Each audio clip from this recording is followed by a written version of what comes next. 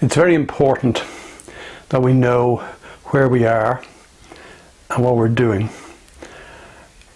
as much as is humanly possible. Now, preferably it would be nice if that could be the case all of the time, but I'm not 100% sure if it is humanly possible. But of course, if it isn't humanly possible and we find ourselves lapsing, in other words, lapsing into thought, then we always have at our disposal the little tricks of the trade or tools in our toolbox that we can use. And I would urge you regularly to, for example, use one of them, such as mini meditation. But that's not what I want to talk about in this short video. I want to talk about something else we can do to be absolutely sure that as we're doing what we're doing, we know what we're doing and we know why we're doing it and we know exactly where we are.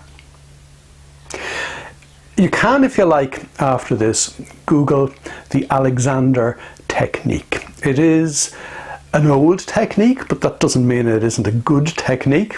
I'm not going to go into the details of it because obviously you can go and Google it yourself. But it is all about being fully aware, first of all, through how we use our bodies, the movement of our bodies, and our understanding through that medium of what is going on in the moment and what we're doing. Alexander talks about how moment to moment we need to ensure that we give ourselves that little tiny space that we need moment to moment to steady ourselves and be sure that we are where we are and that we are doing what we are doing to the very best of our ability in the least effortful way.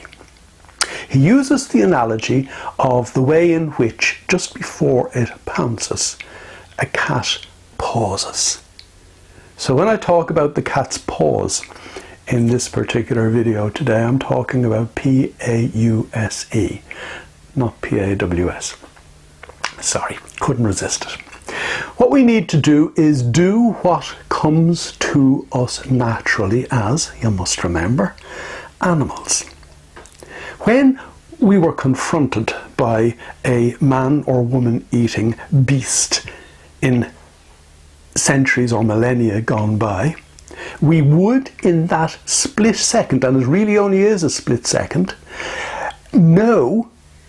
absolutely know for sure where we are and what we need to do with least effort to get out of that situation.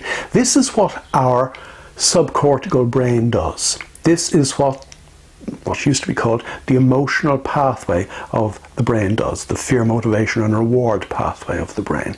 This is what your doing mind does, and it does it effortlessly if you would just get out of your own way. And by that I mean obviously get your thinking mind out of your own way. How do we do that?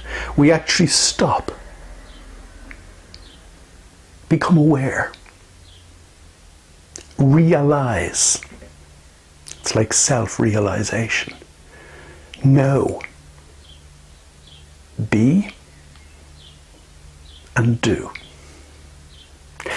The more you practice that, the more you remind yourself to do that, the more you will remind yourself to do that, so that your mind will do it for you. Because, as I said a minute ago, we're animals. This is our first nature.